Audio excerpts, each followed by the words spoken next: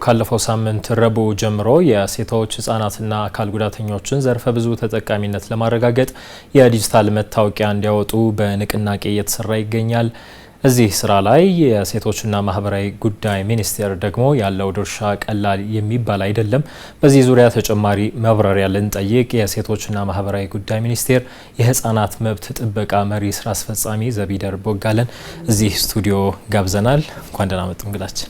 እንኳን ደህና ቆያችሁ። ቀደም ሲል እያነሳሁት እንደነበረው ካለፈው ሳምንት ጀምሮ ከረቡዕ እስከ ረቡዕ በዋነኝነት ደግሞ ሴቶች ህጻናትና አካል ጉዳተኞችን የፋይዳ ዲጂታል መታወቂያ ተጠቃሚ የሚያደርግ አሰራር እየተተገበረ ነው የሚገኘው። ይህ በተለይም ቀደም ሲል የጠቀስኳቸውን የማህበረሰብ ክፍሎች ሰብአዊ መብት ከማስጠበቅ አንጻር የሚኖረው ሚና እንዴት የሚገለጽ ነው? እሺ፣ አመሰግናለሁ። በጣም የሴቶችና ማህበራዊ ጉዳይ ሚኒስቴር ከዲጂታል አይዲ ስራ ክፍል ጋራ ኤጀንሲ ጋር በጋራ በመሆን ሴቶችን ህጻናትን አሳታፊ ያደረገ የዲጂታል አይዲ ተጠቃሚነት ወይም የፋይዳ መታወቂያ ተጠቃሚ እንዲሆኑ የማድረግ ስራን በሰፊው እየሰራ ይገኛል። ኦልሞስት የሁለት ወር ስራዎችን በጋራ ሁሉንም የሀገራችን ክፍሎችን ተደራሽ ያደረገ ከትግራይ በስተቀር ሰፊ የንቅናቄ ስራዎችን ሰርቷል። በዚህም ትልቅ ውጤት አስመዝግበዋል። እንግዲህ ዲጂታል አይዲ ለሁሉም የህብረተሰብ ክፍል በጣም ወሳኝ የሆነ ማንነትን የምናውቅበት የተለያዩ የማህበራዊ አገልግሎቶችን ተጠቃሚ የሚያደርግ እንዲሁም ደግሞ ሴቶችና ህጻናት እንዲሁም የአካል ጉዳተኞች ፍትሃዊ ተጠቃሚ እንዲሆኑ የሰብአዊ መብቶቻቸው እንዲረጋገጥ የሚያደርግ ትልቅ ዋጋ ያለው አገልግሎት ነው።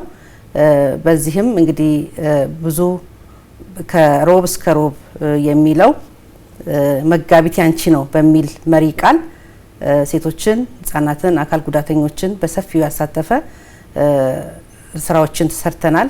ክልሎችም በዚህ ስራ ላይ ሰፊ የንቅናቄ ስራዎችን ሰርተዋል። ግንዛቤ ማስጨበጥ፣ ምቹ ሁኔታዎች ለምዝገባው እንዲኖር ቤት ለቤት የተዘዋወሩ እንዲመዘገቡ የማድረግ ስራን አድርገዋል።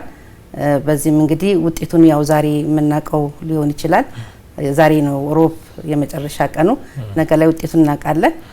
እስካሁን ድረስ በተሰሩ ስራዎች ኦልሞስት ወደ 40 ሚሊዮን በላይ የሚሆኑ የህብረተሰብ ክፍሎች የዲጂታል አይዲ እንዲኖራቸው አድርጓል። እንግዲህ የዲጂታል አይዲ በጣም ሰፊ የሆነ አገልግሎት ነው ያለው።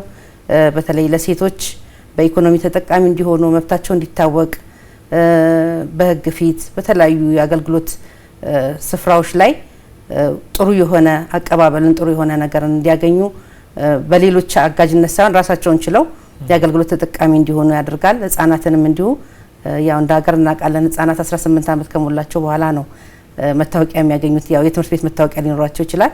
አሁን ግን ከ5 ዓመት ጀምሮ ዲጂታል አይዲ በተለይ ከ12 ዓመት በላይ ያሉ ህጻናት ያንን አውጥተው በአግባቡ እንዲጠቀሙ የሚያደርግ የመታወቅ መብታቸውን እንዲሁም ደግሞ ከተለያዩ ጥቃቶች እንዲጠበቁ የሚያደርግና በጣም ተጠቃሚ የሚያደርጋቸው አገልግሎት ነውና ይሄንን እንግዲህ በቀጣይም በጣም በሰፊው በንቅናቄ እንሰራለን። ምክንያቱም ኦልሞስት የሴቶችና ማህበራዊ ጉዳይ ሚኒስቴር ከፍተኛውን የህዝብ ቁጥር የያዘ ተቋም ነው። ስለዚህ በሚያገኛቸው ህብረተሰብ ክፍሎች ሁሉ ንቅናቄ ስራዎችን በመስራት ሁሉም የሀገራችን ዜጎች የዲጂታል አይዲ መታወቂያ እንዲኖራቸው እናደርጋለን የሚለውን እየሰራን ያለ ነው ማለት ነው።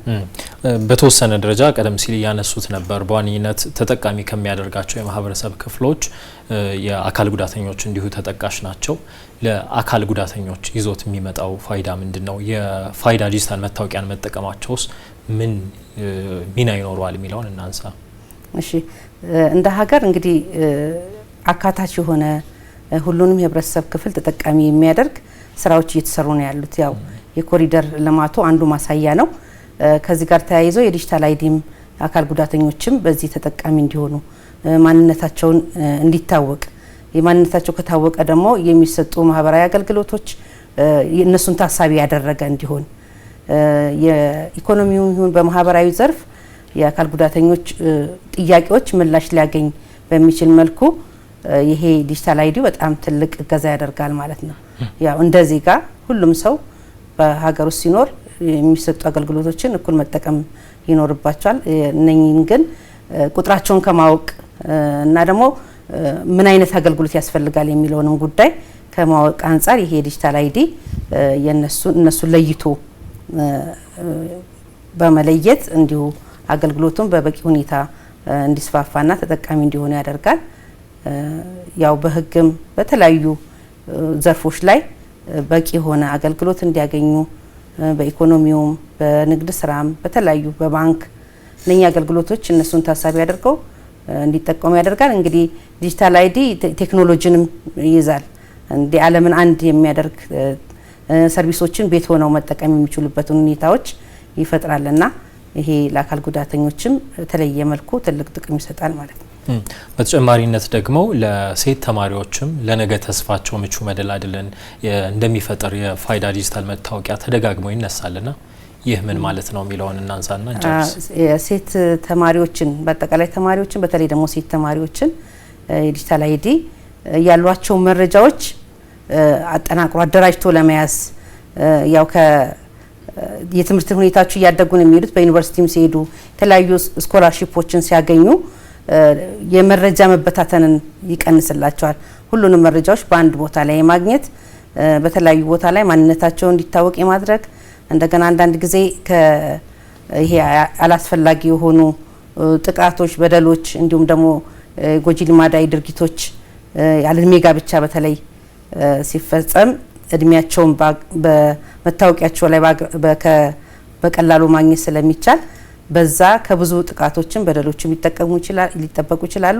መረጃዎቻቸውን ደግሞ እስከ ህይወታቸው ፍጻሜ ድረስ በአግባቡ የሚያገኙበትን የተደራጀ መረጃ የሚያገኙበትን በተለያዩ ስኮላርሺፖች የትምህርት እድሎች ላይ በቀላሉ መረጃቸው የሚገኝበትና ከተለያዩ ነገሮች እንዲጠበቁ ያደርጋቸዋል። በትምህርት ተሳትፏቸውንም ቀጣይም ደግሞ በስራ መስክም ሲሰማሩ ያላቸውን መረጃ በቀላሉ ማግኘት የሚችሉበትን ሁኔታ ይፈጥራላቸዋል።